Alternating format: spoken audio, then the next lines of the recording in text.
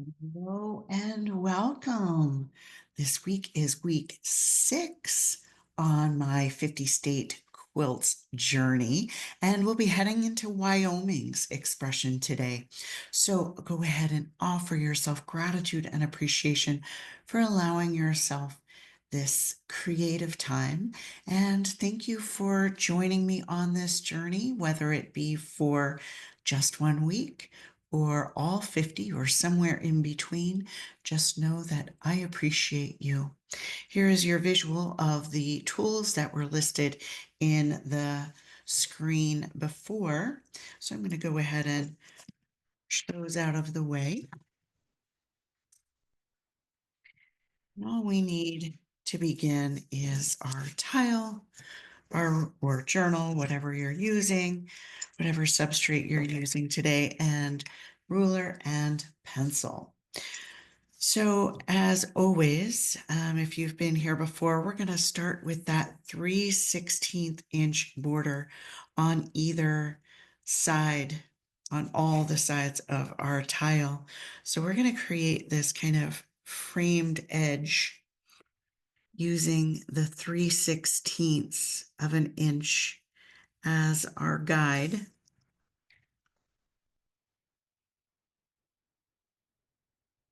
And then once we get these all laid out, we're just going to go ahead and connect those again just to create that frame around our tile's edge.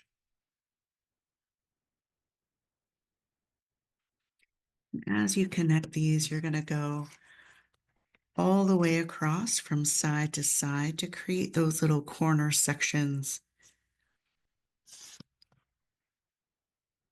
on our tile. So once we have this border created, we're going to go ahead and just use the center of that space of where we've created that frame, and we're going to find the center of that inner space. So 1 9/16 is going to give us that center point. I'm going to turn my tile the other direction and do the same.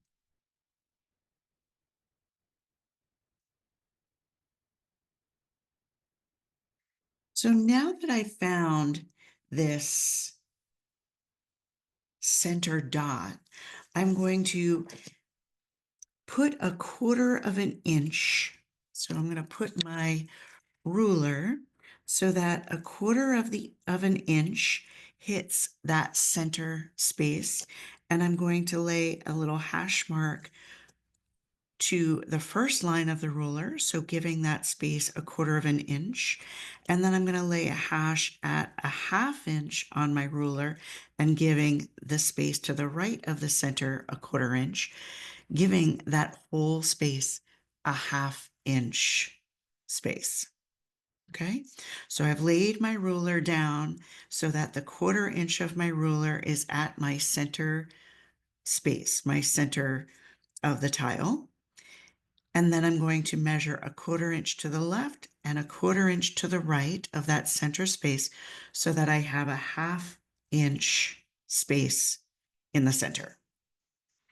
And then I'm going to turn my tile and do exactly the same thing, putting that 1/4 inch on my center space, 1/4 inch to the left, 1/4 inch to the right, so that I have that 1/2 inch space. And now that I have that 1/2 inch space, I'm going to go ahead and line up my ruler so that I can draw that line straight across, side to side, staying within my borders. So I want a line that goes straight across on both the top and bottom where we've measured that 1/2 inch space. So inevitably, we're going to end up with this 1/2 inch band that runs right through the center of our tile. And once I have that, I'm going to turn my tile and again put my ruler on the top line and the bottom line to create a plus sign half-inch channel or division to your tile. Okay? So our band should be a half-inch in both directions, intersecting in the center. So now we're going to focus on the inner corners, the corners that face this center block, the center square. And we're going to, from a half-inch to the bottom of that box, we're going to add a little hash mark. And again, bottom side on this top right box, we're going to add a dot at the hash line. So we have a half-inch going into the top left. We also have a half-inch going into the top right from that bottom left corner or the bottom corner. Okay. So now I'm going to turn my tile and focus only on this now bottom line of now our top right box. So if this is where I started with my hash marks on both the left and right of this center tab, I'm going to turn it 90 degrees, and I'm going to use just the box where I was working before. So I already have my hash mark here, and I'm going to lay a hash mark at a half-inch. Okay. Then I'm going to come to this bottom box down here. So the box to the left, and I'm going to add a hash mark at a half-inch there. So in essence, I just did the same thing by adding a half-inch to the left of the channel and a half-inch to the right of the channel. Okay.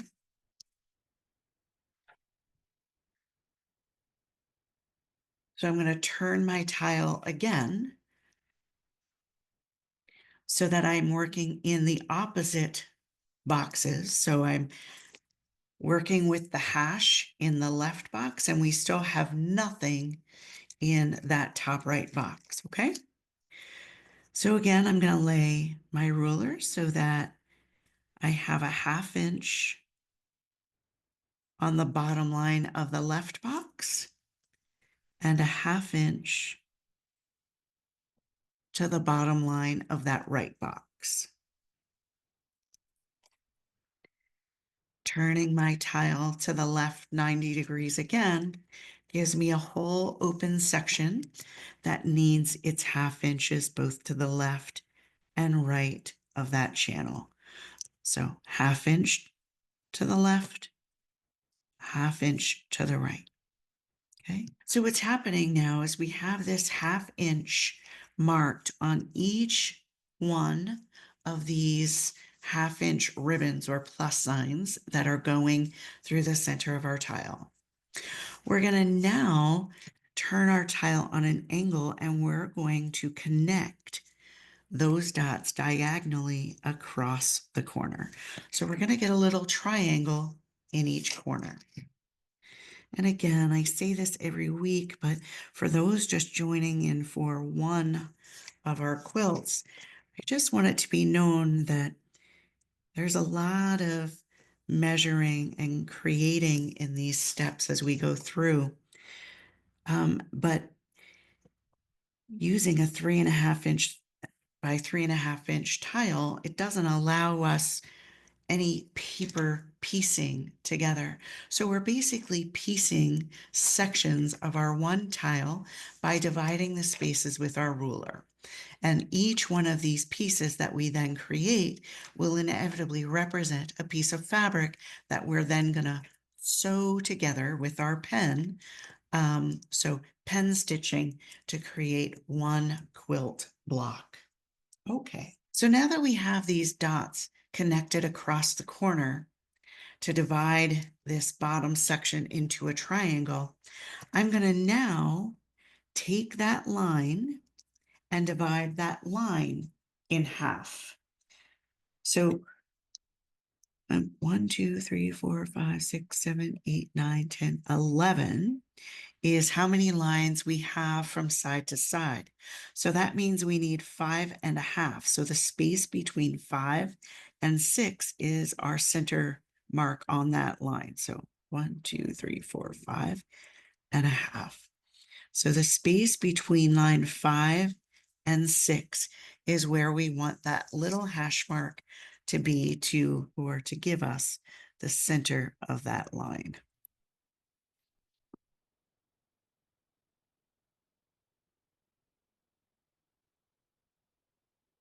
So now that we have this kind of go behind square that's happening in the center behind our plus sign, we're going to add a hash mark at a 1/2 inch on both the top and right side of each box.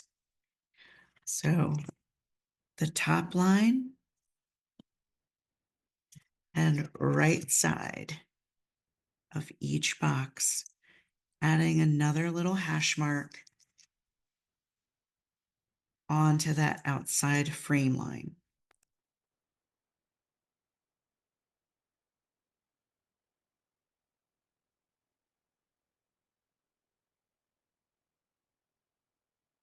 So now that we have these 1/2 inch lines indicated on the outside of our frame line, so now that we have our 1/2 inch indicated on the outside of our frame, we're going to come down a 1/2 inch from either one of those lines, and that will be a 1/2 inch on both sides. So a 1/2 inch, and if we just verify, we should have a 1/2 inch on the other side as well. So we're going to draw boxes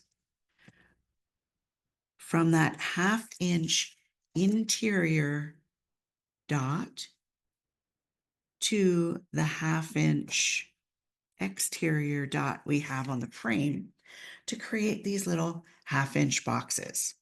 So we're going to do that in each one of those corners. So grabbing that 1/2 inch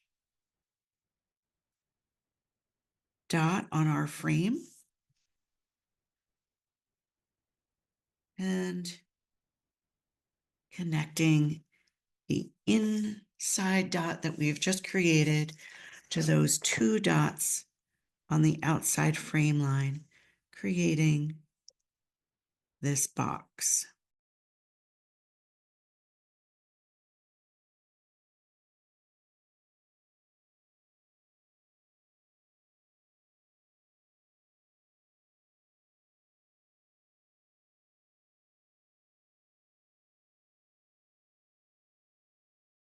So here's where we are. Now we have these 1/2 inch squares in the corner of each one of the larger boxes. And now we're going to find the center of each of the boxes that still remain. There should be 13 sixteenths from our 1/2 inch channel to our 1/2 inch box. So that would be 6.5 lines we're coming in to find our center. So 13 lines, we're going to make a hash at 6.5. So the space between the 6 and 7/16. And we're going to do that on each outside line in the space between the channel and our 1/2 inch box.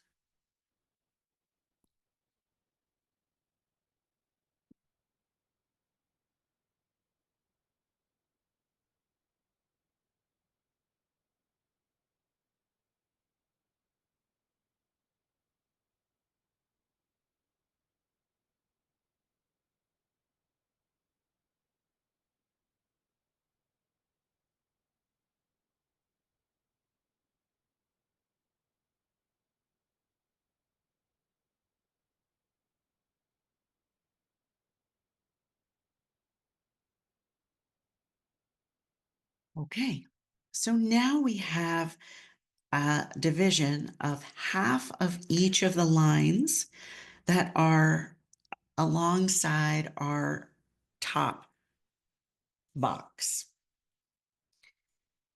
So now that we have that hash, we're going to measure down 3/8 and add another dot. So we're going to use each one of those hash lines, measure down 3/8 and add another dot.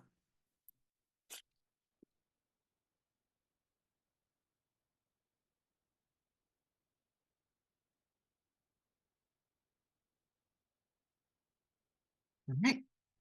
So now that we have dots halfway between our box and our channel and 3/8 in from our frame, we're going to connect the channel corner to that dot and the corner of our box to that dot. So in essence, we're creating a triangle at the top of our frame. So we have a square and a triangle at the top of our frame.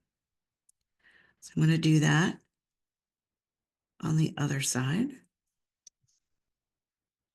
Again, using the corner of your box to go to that dot at 3/8 and the corner of your channel. So you're going to get this kind of pointy, I don't know, pointy vision, for lack of a better descriptive, with a box in the corner, two triangles on the side, and a triangle on the bottom. All right. So we're going to do that in each box. So we're going to measure down 3/8, add a little hash mark,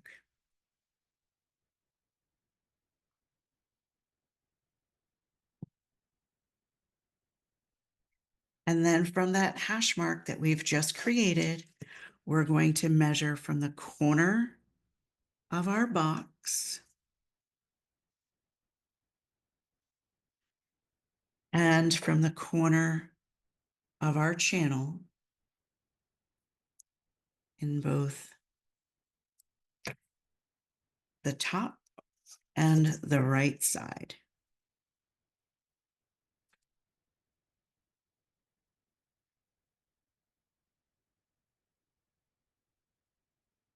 It's a little bit tedious to get the patterns laid out, but it's so rewarding when we get to the other side and we start filling in and creating our own fabrics, which is essentially what we're doing. We're designing our own fabrics for our state quilts that are hopefully representative of the tangles that are found, and having so much fun trying to find tangles that work to something specific with the state so that it's not just material, but when you look at that piece, you can say, oh, yeah, Maine state fruit is a blueberry, right? So fun.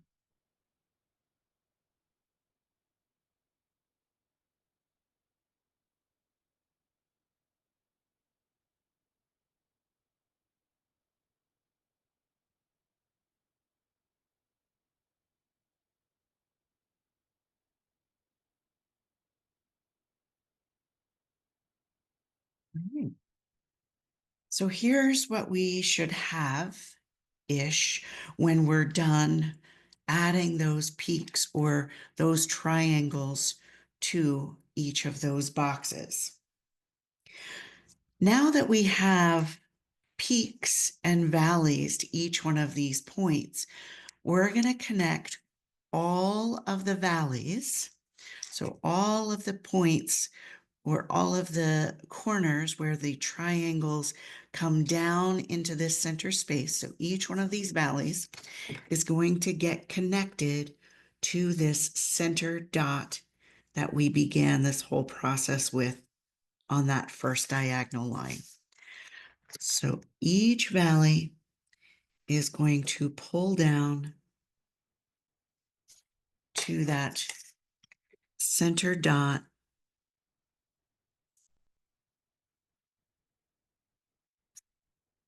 to create a sage bush, so a sagebrush. So Wyoming's state shrub is a sagebrush.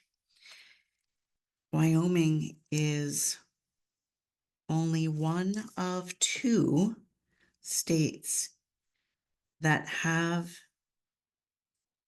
a state brush, the other one being Utah.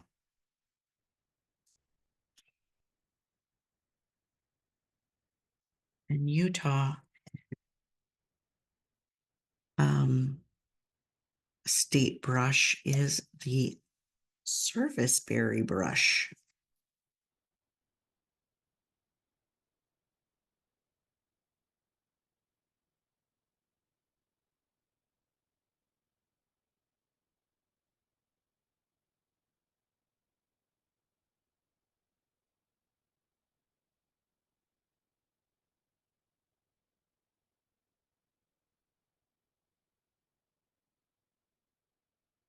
All right.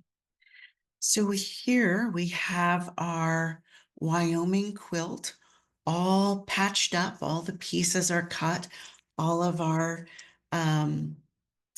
pieces are laid out into their particular blocks, and we're ready to, or all of their particular patches. And now we're ready to create the backgrounds of our fabric.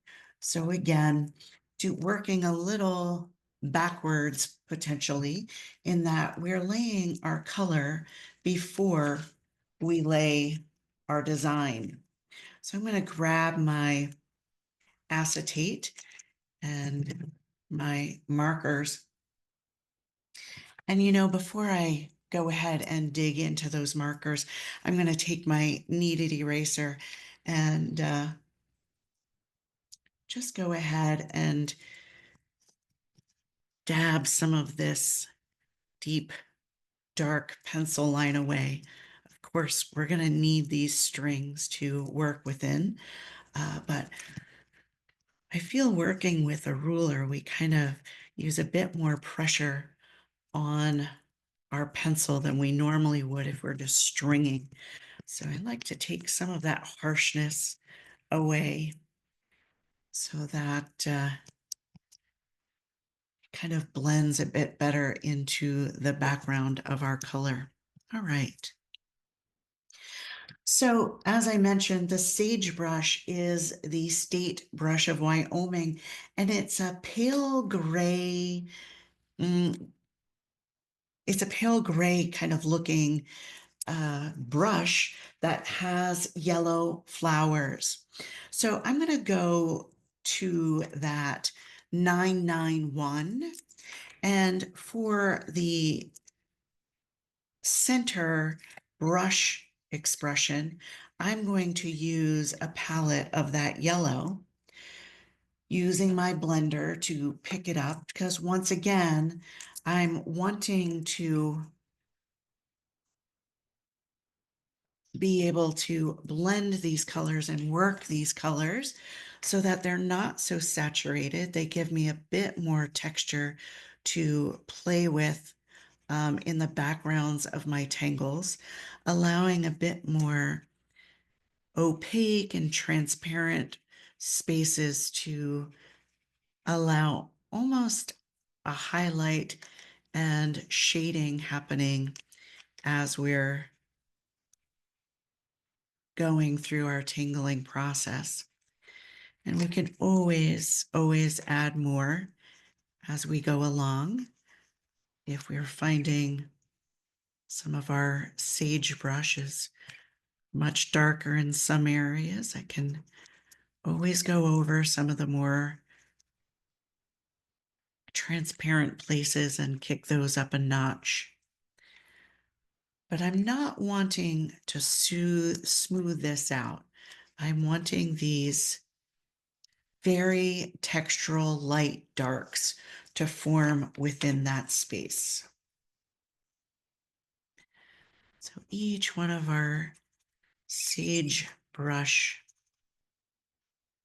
patterns is getting this 991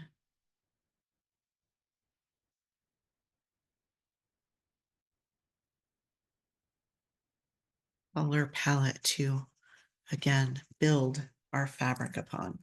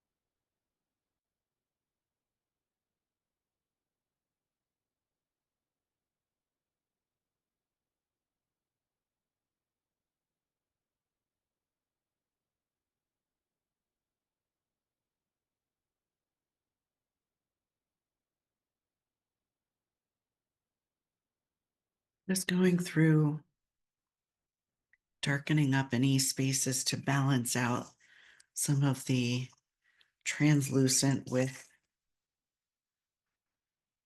the more opaque sections. Again, not trying to make it all uniform and smoothed out. I'm just allowing that balance to happen naturally. So now that I have my brush inked in with my yellow, I'm going to do my N60. And this is going to be the background to that brush. So as I mentioned earlier, the brush is really a pale gray. It's really the flowers that are yellow. And if you saw the example of where we were headed, you're going to know that we're going to treat that center as the flower. So I'm treating this background as a bit more of a universal brush. So I'm bringing the gray of the brush into the background.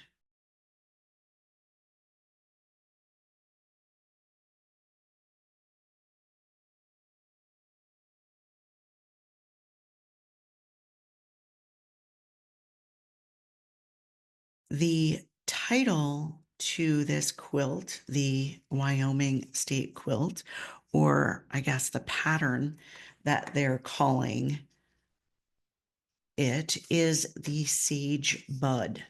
So this right here, this pattern right here, is the Sage Bud. So I took that and said, well, sage bud is yellow.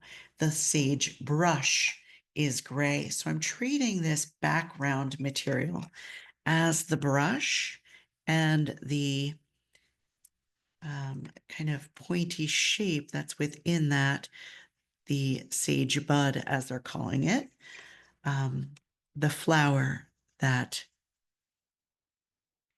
the yellow flower that buds on that bush.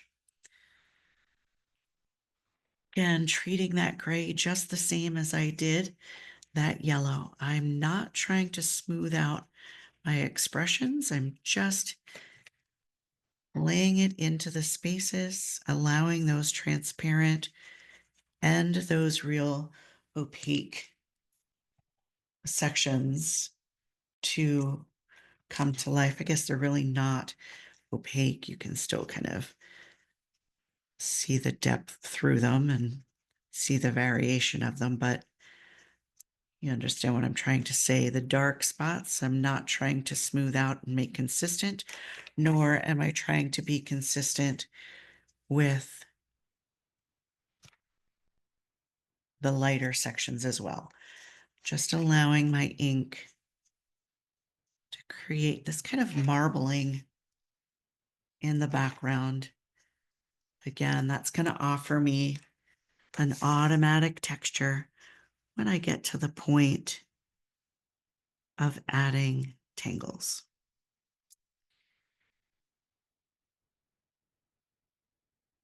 If you've been along with me on this journey, you know that we won't necessarily be shading the individual tangles, but rather shading the individual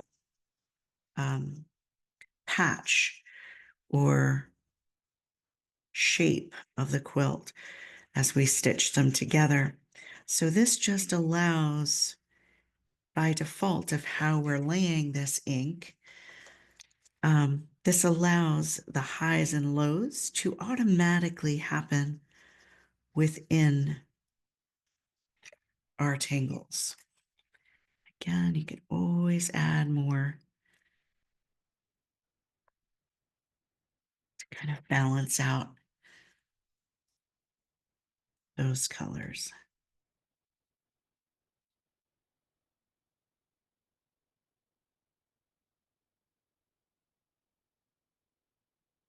Using the blender also helps us achieve a bit more of that texture or modeling with our color, because it only holds so much ink. So by default of it running out of ink, you're going to get those lighter, more transparent pieces or sections in each piece.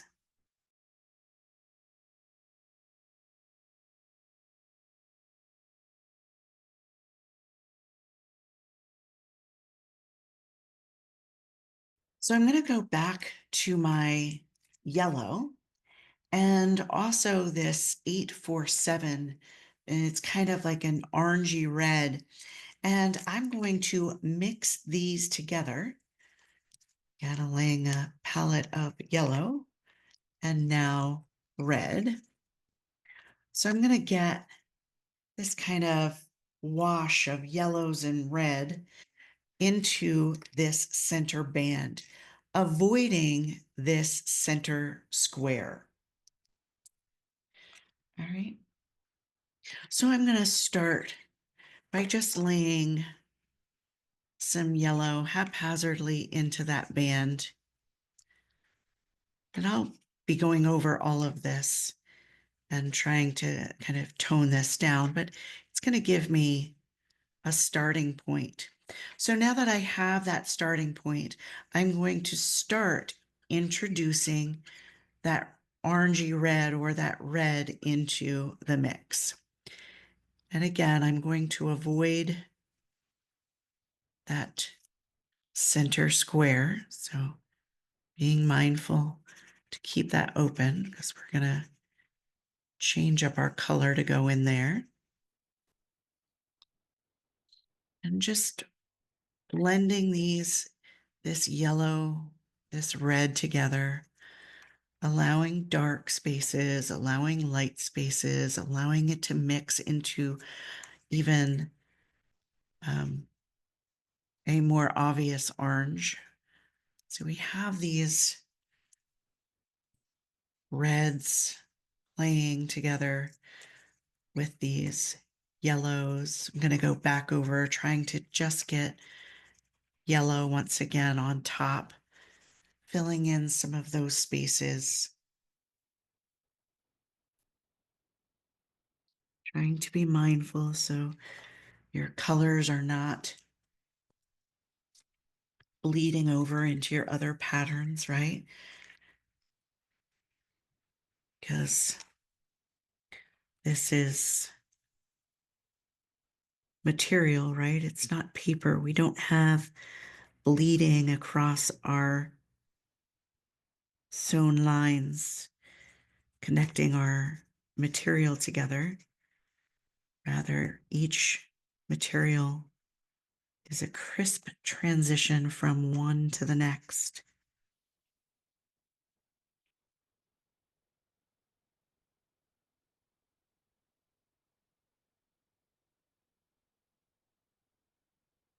Using the technique pretty much that we used to create our fall foliage in Vermont, right?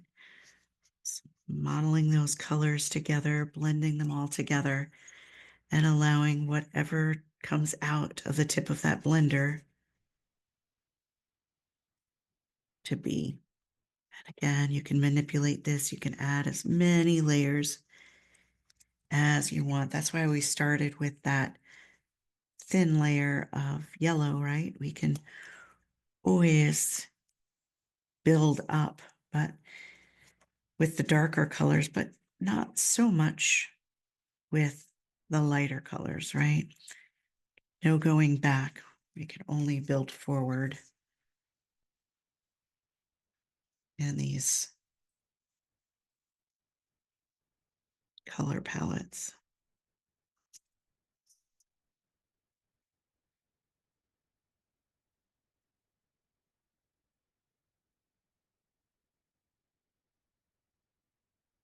Definitely allowing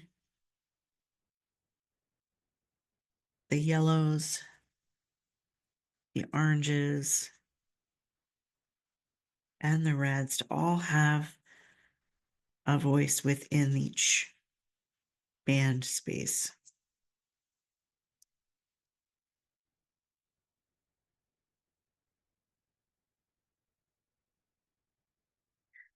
Stopping when your band speaks to you, right?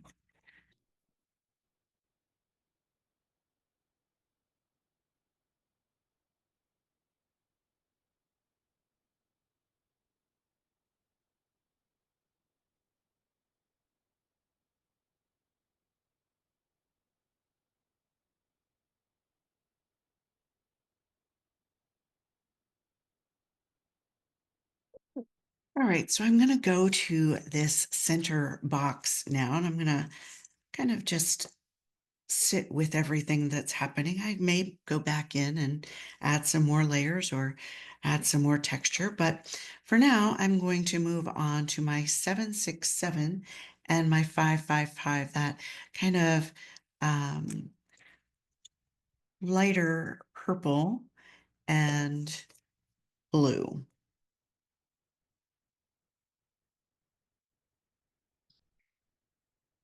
And we have to be super careful. So first, make sure that your blender is cleaned off. And we have to be super careful not to overpower this center block.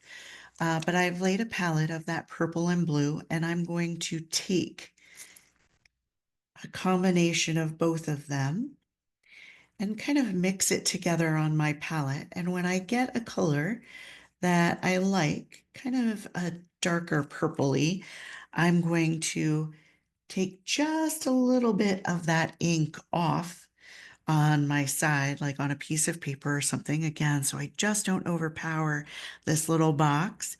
And I'm going to lay that purple right into the center.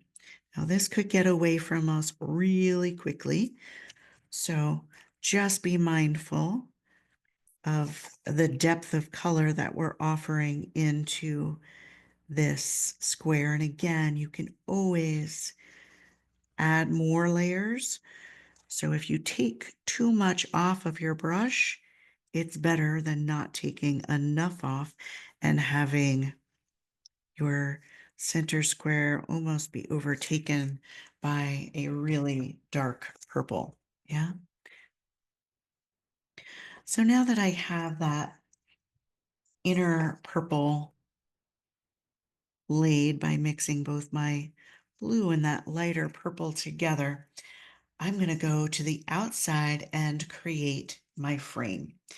And my frame is going directly to, I'm going to go directly to my canvas with the outside.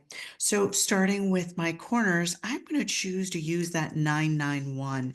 And since I'm using this super light yellow color, I'm going to lay that down before I lay my dark color down, just so I don't bleed and carry that purple on into my box by doing it afterwards. So just going in, adding those yellow corners. And then I'm going to grab my 636. And again, going directly to my tile, I'm going to add that border directly to the tile with my marker. And I chose this deep purple. As I've been saying, all of our blocks, by the time we're done, if you're going through the whole process, we somehow want these blocks to speak to each other, have some form of cohesive expression. So we're carrying colors from week to week. Doesn't mean all of our blocks are the same color by any means, but we do have some form of similarity in each week with our color pattern, so that week to week we're tying in the whole vision of this quilt. And I feel as though I've been doing a lot of borders that are green and blue. So I wanted to pull in a different color border so that I'd have another option to work with. Because again, I still want the individual blocks to have a voice, but I also want the overall quilt to have some kind of unified vision, something bringing it together. So I'm introducing this dark purple quilt's edge or framework to this quilt so that I can introduce another frame color. So again, notice the white deckled edge showing on our tile. So I'm just going to pick it up and make sure that all of the sides of my tile have as much love and attention as the tops do, so that as we put these quilts together, it's not the white deckled edge that's speaking, but all of the beautiful work. It's amazing how sometimes what catches our eye is definitely not what we intended to have catch our eye. So sometimes it's just good to notice. And you lay one single tile down, you're noticing a white edge. So imagine when you get 50 tiles laid down together, how much that white edge is going to show. Okay. So we have all of our fabric colors created, and now we are going to head to the printing of the fabric, right? So what designs are our fabric going to hold, right? So I'm going to start with my light gray, and inside of each one of the sections in this sage bud that we're offering into this space, we are going to add the tangle bud. So bud starts, I'm trying to think of if there's a better place to start or not, and there is not. So I'm just going to start on the left side and work my way over. Each one of these diamond shapes is one piece of material. And yes, I know when we cut material, excuse me, we're not necessarily looking at the pattern on the material. We're just cutting the material and putting it together. It may or may not kind of fit together. However, we are going to have one bud in each diamond. So bud begins with almost a muka head.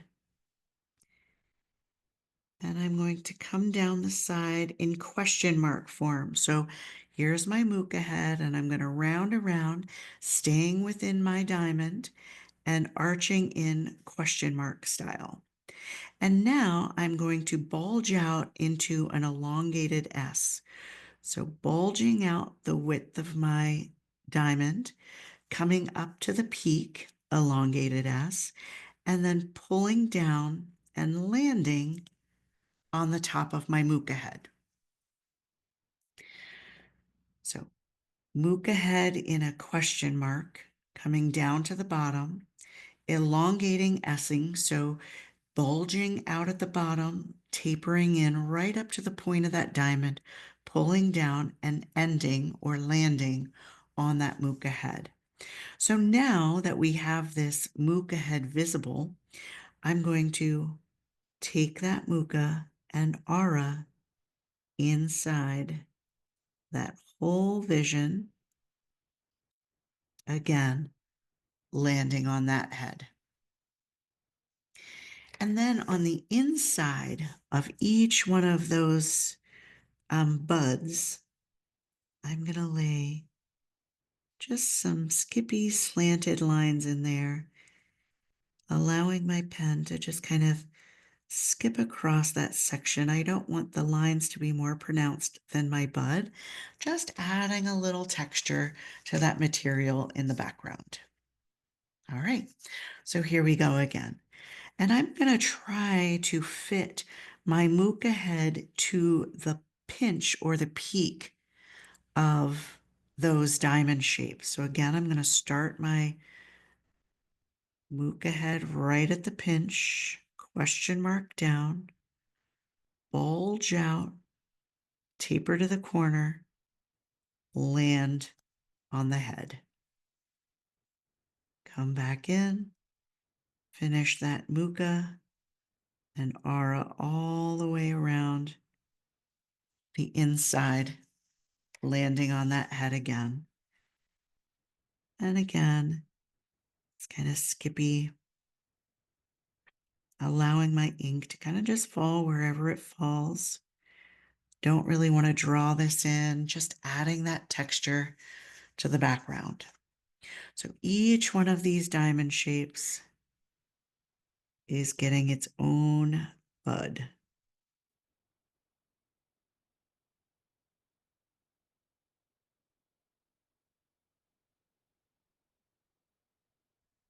Now that we're into the tangling and we can allow ourselves this moment to pause once we get started on our journey of bud and we get the flow of how that fits into each of those diamond shapes. There's not anything to think about. Allow your pen to take that journey, being mindful of that ink flowing out the nib of that pen so beautifully as we create our fabric. So here's one of my sagebrush expressions completed. Okay, so each of those buds coming together to form our sagebrush.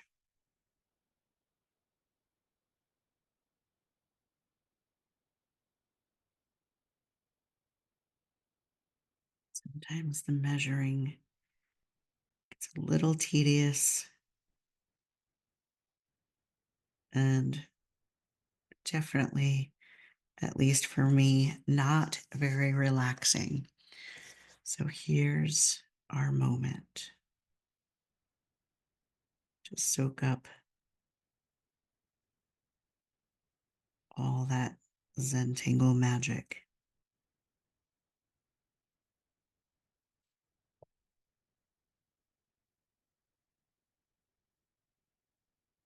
Are still fresh, so you can check in on your heartbeat and your breath where you are right now.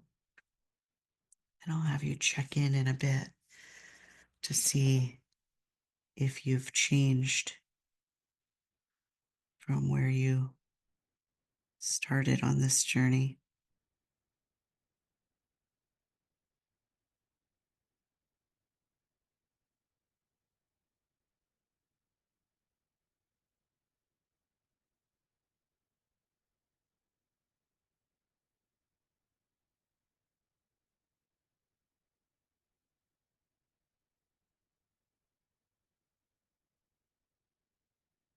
In the meantime, you can drop those shoulders.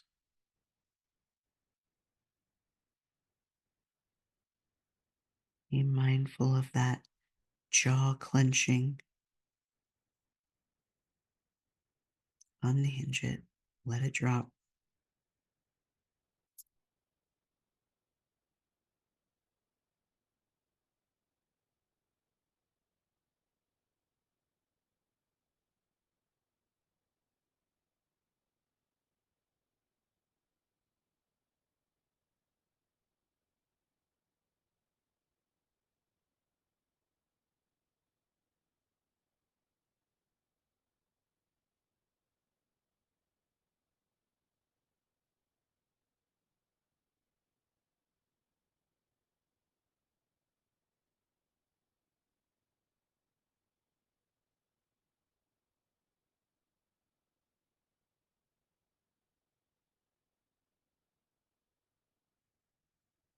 And it be to create our own fabric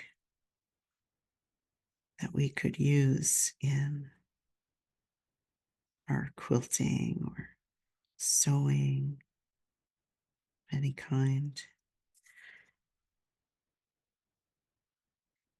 Of course, there's definitely a way to do it, and I'm sure other people have, right?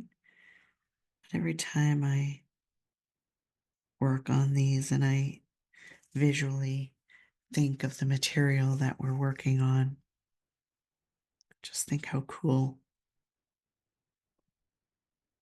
it would be to create a real quilt with material that we've designed.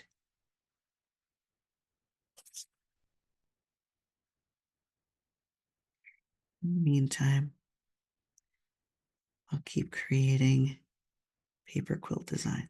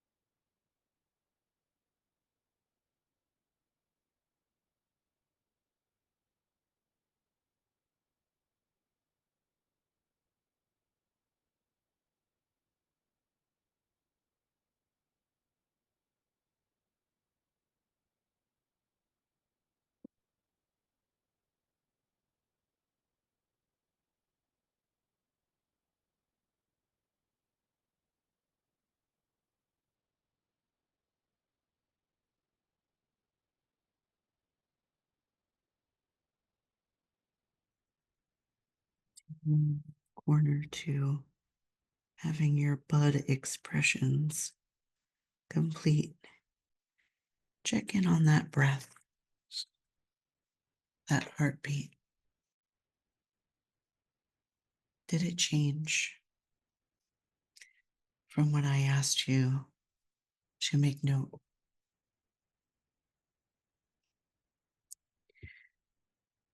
So there's our yellow flowers on our state brush, the sage brush. And I believe that we can already start oohing and awing. Yeah, so pretty. But notice what I'm talking about, where those darks kind of automatically shade into our tingling. Yeah. Now we can visually see what I was trying to verbally describe. Yeah. Doesn't always work as well as I hope it does. All right. So we're going to head into these channels, these red and yellowy orange sections. And we're going to add some Indian textile design, which is going to represent the state flower, which is the Indian paintbrush. And that Indian paintbrush is this kind of orangey red, beautiful expression. So this color is representative as well of the state flower. So again, the Indian paintbrush. So we're using Indian textile design, and that's just kind of a viney design that kind of just flows haphazardly. I'm just randomly adding a vine or an S curve. And on that S curve, I'm going to add teeny tiny little fluxes on either side. And I'm going to ink those in. So it almost, to me, your brain always wants to find something. It almost looks a little baseball stitching-esque to me, right? Again, your brain wanting to find something. But every now and again, you could have an offshoot that comes out. So once you reach an offshoot, you're going to do exactly the same thing, adding these tiny little fescue shapes into that design. One little fescue at a time. And you may find that yours wraps and flows quite crazily. So, however you see this Indian textile flowing for you, at any point you want to offer an extension that kind of heads off into another direction, filling that channel as you see it with our Indian textile design. That's representative of the Indian paintbrush flower.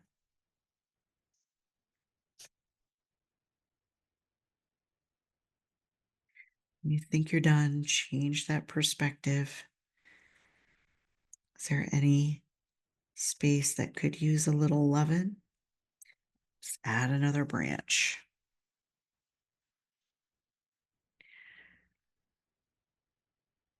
So again, I'm just starting with one loose S curve that haphazardly grows and branches off.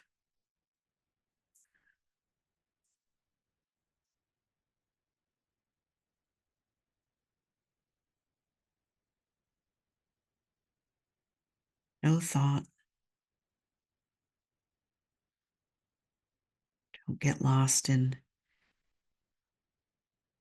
that left brain of decisions. Just allow your pen to flow.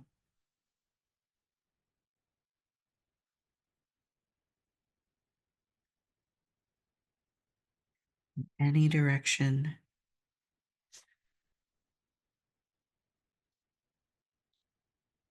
with any amount of little flux leaves. This could be as full or as sparse.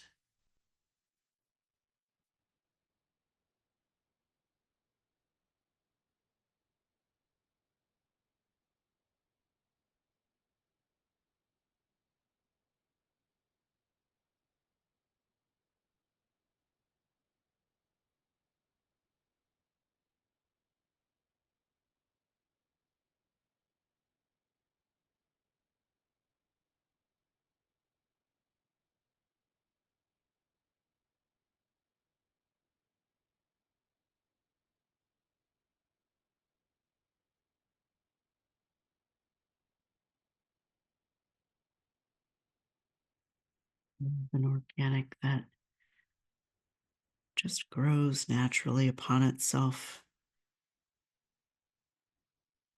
No structure. Doesn't matter where things are placed. It always all comes together.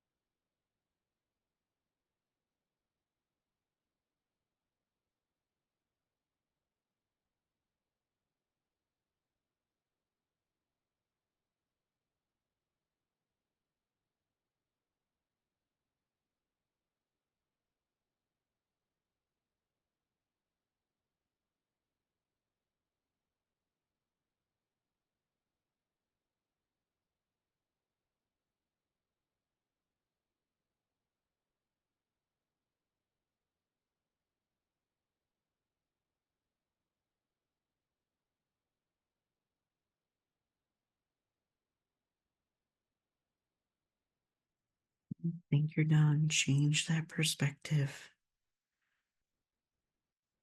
Are there any spaces that you'd like to add another extension to?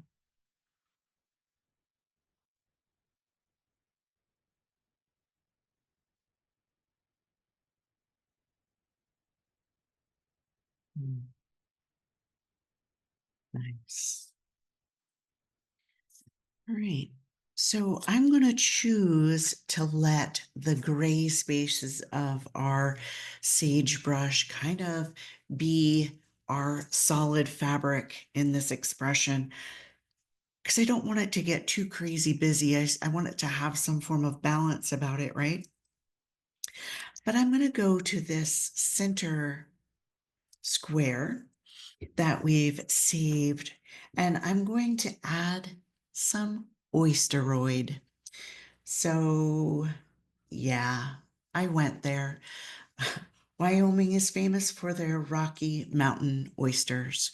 So, since there was an oyster tangle, I went there. So, thank you. Oysteroid is where we're headed into that center. So, oysteroid begins with any random shape.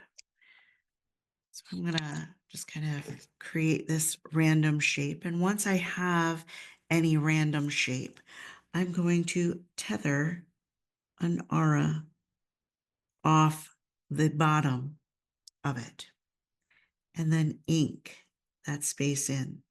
So think diva dance, right? So I'm tethering that aura. This is still a single stroke back here. And I'm going to continue to grow upon this center space by auraing all the way around and adding that tethered aura in the same space that I did above. So wherever I added that tether aura, I'm going to do the same again and add that line weight. Go back up, all the way around, and do the same thing. Now, inevitably, your shape is getting larger. Therefore, your tethered aura is also getting larger, right? And I'm going to continue to fill this space until I can't go anymore with these single stroked tethered auras. So all of our tethered auras are falling at the bottom, or that's where mine are falling, at the bottom of each aura, right? So there is our oysteroid. A little bit of texture, a little bit of a story. Yeah. Ooh. Ah. Yeah. So our material design is done. All of our pieces are cut. Now we just have to stitch all of those pieces together. So I'm going to go to my dark gray, and each one of these blocks, each one of these diamonds are all representative of a separate piece of material. So deliberately and intentionally, dash by dash, I'm going to sew each one of these pieces together.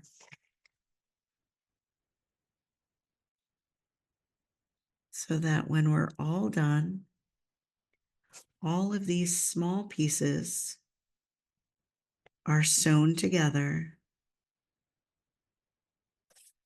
to create one more quilt block in our 50 state quilt. So the more deliberately and intentionally you add these pen stitch strokes, the cleaner they appear. So if you're getting little wispy tails at the ends of your stitches, that just means you're rushing. Slow down, take your time, enjoy the process.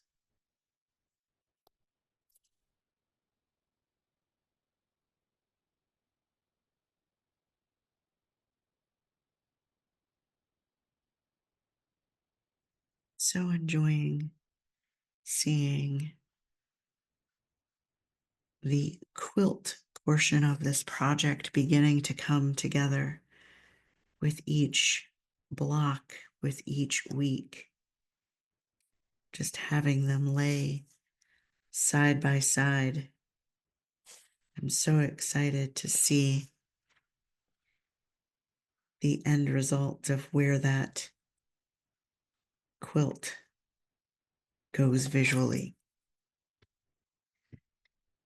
So each piece of material is separate from the next. Therefore, there should be 2 rows of stitching on each of our string lines. So each of those penciled lines should have stitching to the right and stitching to the left.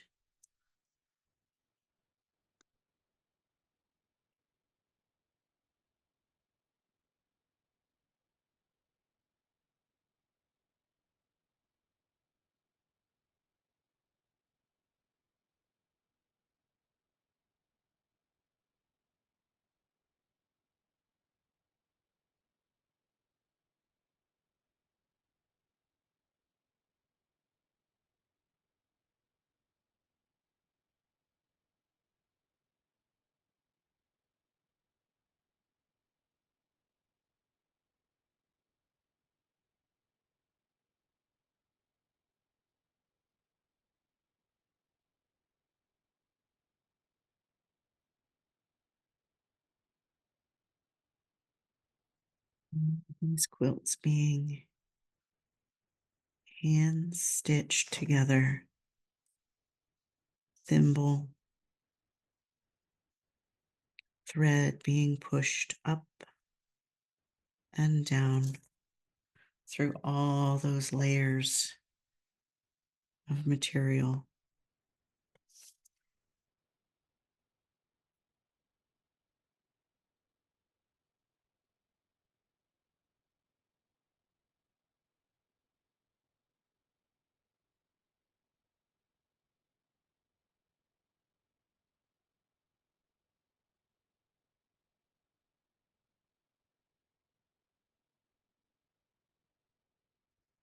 And imagine all of the hours that go into the precision of every step of creating a quilt, from the measuring to the cutting to the piecing together to putting the layers of the quilt together. And then finally, you're to the point where you can begin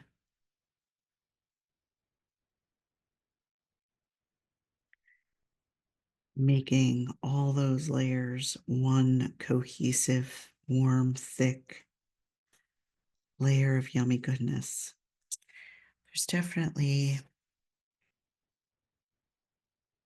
a new appreciation to the art form of quilting for sure.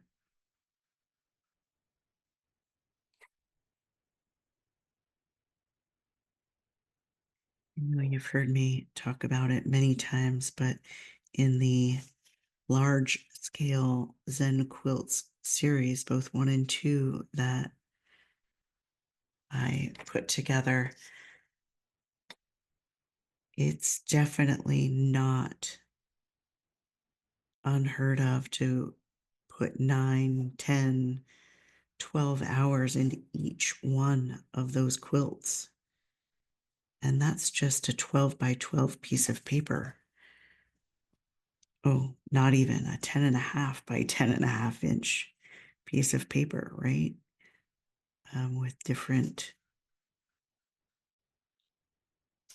tiles to make our fabric pieces. But just designing the fabric and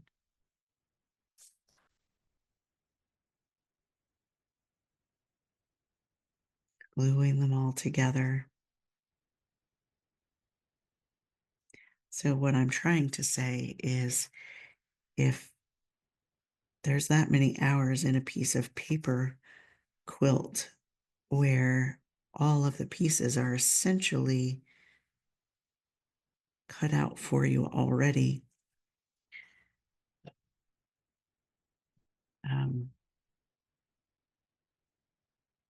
the work that's put into a real quilt. I admire you and your patience.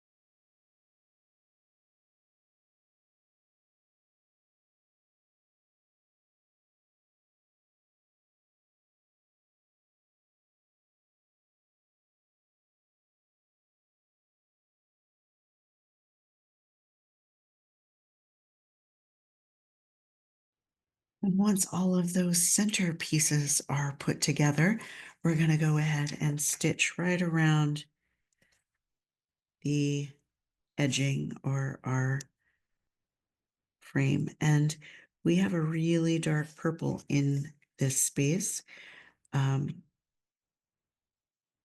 Some of the stitches may not even be seen in those darker areas, but you'll know whether or not you did it. So it'll bother you every time you look at it if you don't finish these stitches in the dark section. So just go ahead and enjoy the process and just know in your heart that you completed the stitching and your block is not going to fall apart.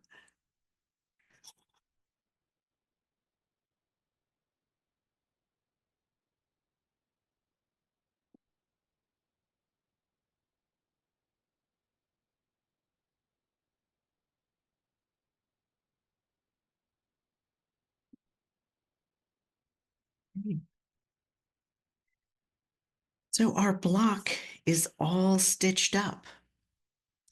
So pretty. And the only thing we have left to do is add a bit of shading. So I'm going to head to those colored pencils. And I'm going to start on the inside and work my way out. So I mentioned earlier that I'm not going to be shading each individual tangle, but rather each individual patch. So I'm going to my 932, that violet, to begin with, and I'm going to start right in the center box at that oysteroid, and right along the side where our stitching lies is where I'm going to offer that shadow or that shading, that depth. So what's going to happen is each one of our colored pencils is going to offer a shading into each patch, which that shading right along the edge is going to kind of mimic the shadow of the puckering of our stitches.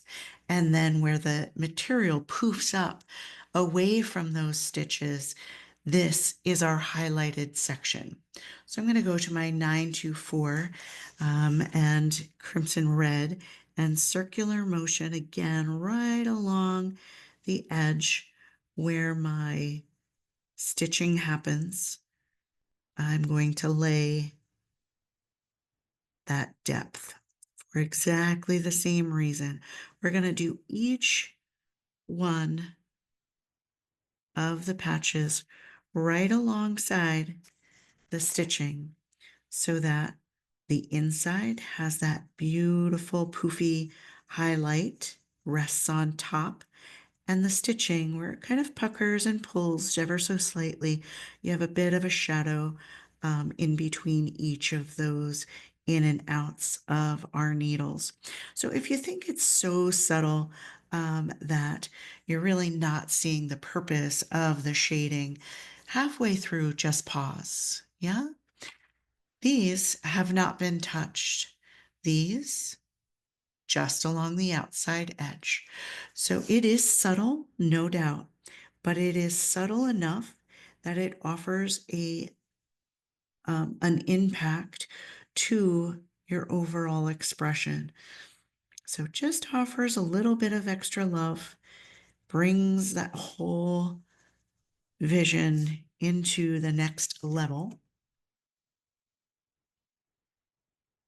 and just completes that tile's overall expression. Yeah. And again, you can always go back and add more. If you're feeling, even after you've changed that perspective after two, just really doesn't have a pop, just add slightly more. Again, each layer can add just a little bit more depth. You don't want to go all in all at once, or you're kind of stuck with that. But you can always go in and lay more layers. Going into that goldenrod, that 1034 into each one of these buds. Again, just along the stitch line. So now we can see the texture of our marker shining in highs and lows to our buds that are within this sage bud quilt visual. But we're also adding that depth right on the stitch line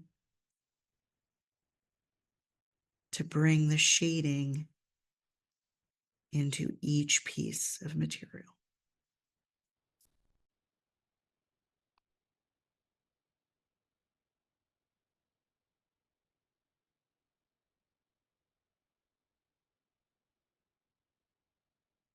And when we're working up close and personal, sometimes we're not even seeing what we're doing, right? We're just spending so much time,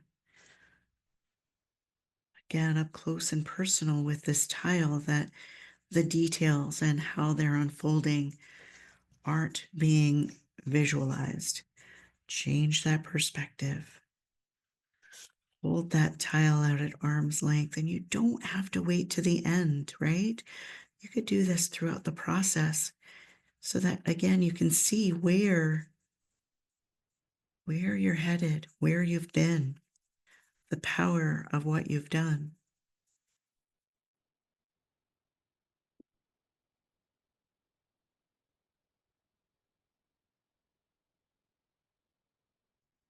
So we have one more section to do, and that's where that blue-violet lake 1079 comes into this grayed background. Using that same technique.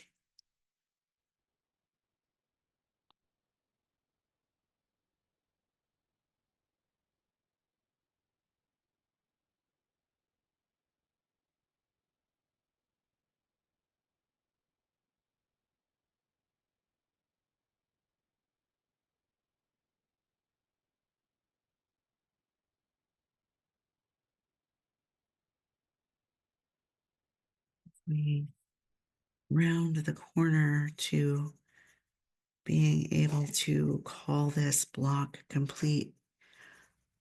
Offer yourself one more check-in on that heartbeat, that breath.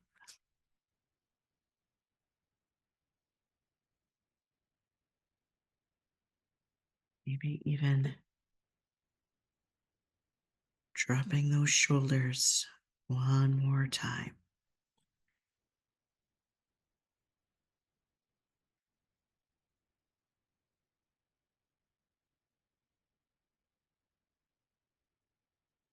Clenching that jaw. Maybe softening those lips, turning them upward, and offering yourself a smile. That relieves all the tension in one clean lift.